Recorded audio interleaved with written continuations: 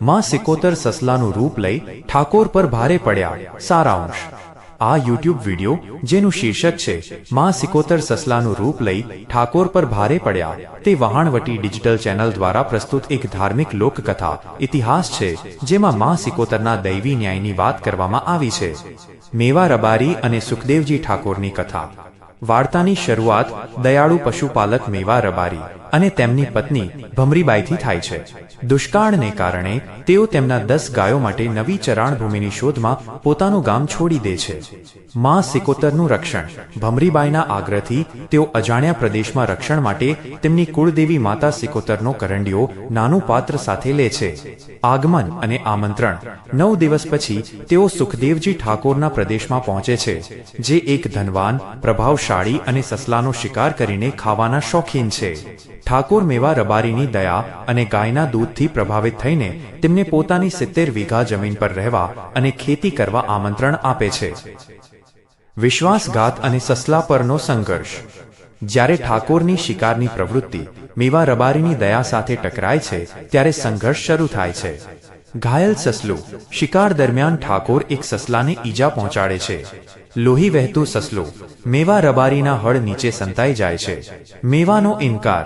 દયાથી ભરાયેલા મેવા રબારી સસલાને ઠાકોરના માણસોને આપવાનો ઇનકાર કરે છે અને કહે છે કે તે તેના શરણે આવેલા પ્રાણીને મરવા નહીં દે।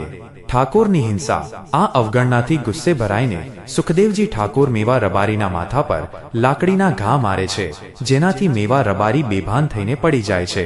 ઠાકોરના માણસો સસલાને લઈ જાય છે। દેવીનો ત્યાગ।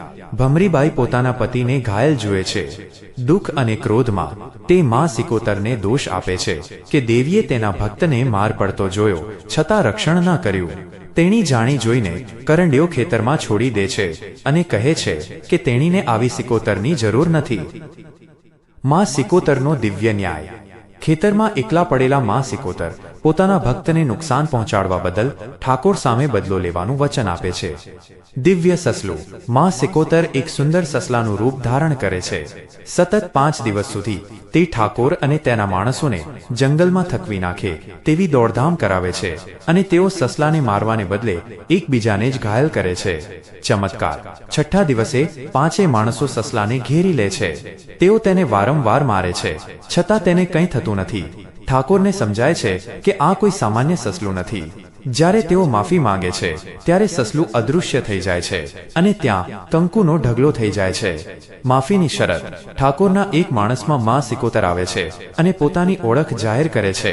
ઠાકોર તેમના ખેતરમાં દેવીનું સ્થાન સ્થાપિત કરવા વિનંતી કરે છે। દેવી 2 શરતો પર સંમત થાય છે। 1. ઠાકોરે જીવનભર માંસ મટન ન ખાવાની પ્રતિજ્ઞા લેવી પડશે। 2. તેમણે મેવા રબારી અને ભમરીબાઈ પાસે જઈને તેમના પગમાં પડીને માફી માંગવી પડશે। નિષ્કર્ષ। માફી। ઠાકોર અને તેના માણસો તરત જ મેવા રબારી અને ભમરીબાઈ પાસે જાય છે અને તેમના પગમાં પડીને માફી માંગે છે।